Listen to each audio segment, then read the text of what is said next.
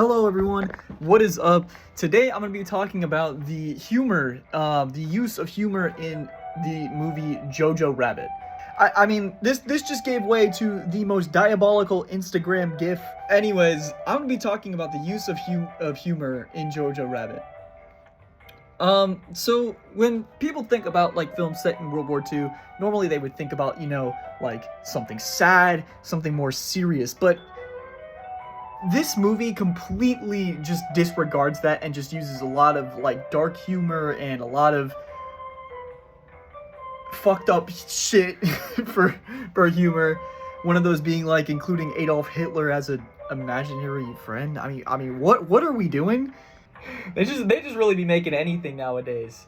At first glance, the idea of using humor in a film, such as like in such like a terrible period in time, such a terrible historic period, it can seem a little bit inappropriate, risky, a little bit, but that's exactly why it works in that movie, because it's just straight up bullshit, dark humor. The thing is that the comedy in Jojo Rabbit isn't there to make light of the suffering, it's there to expose the ridiculousness of hate. It's by showing how exaggerated and illogical like extremist beliefs can be. The film strips them of their power. It turns something that's like often portrayed as intimidating into something that's like goofy and goofy ass and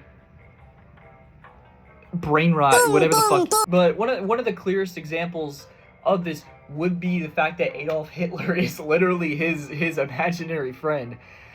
Who the fuck thinks of this plot? This type of humor and this type of like,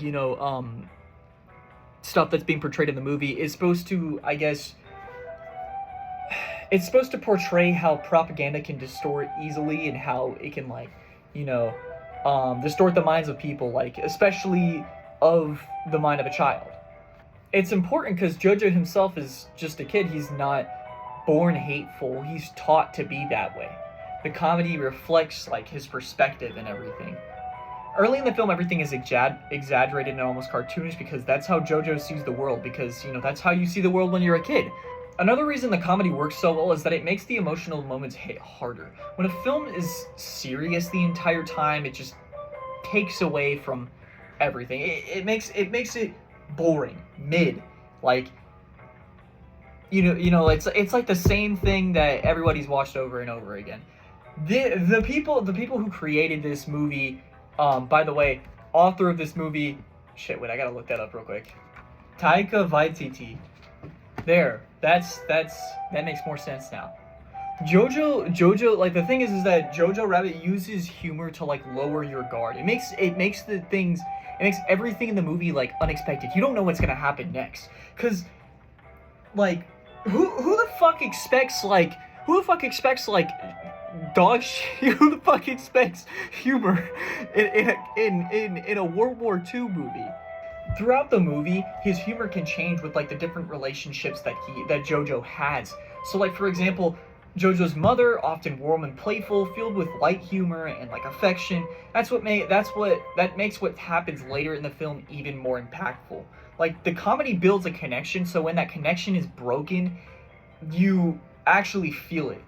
It's like if you were to just watch some movie and there was like, it was serious the entire time. There was no like, warm, like light moments there where you can like laugh a little bit, and then it just ended it. Would you really feel anything? Fuck no. You wouldn't feel anything towards that person. You wouldn't feel like, distraught. You wouldn't feel like, oh shit, my goat is gone.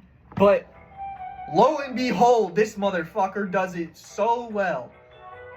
The film also uses comedy to make its message more accessible.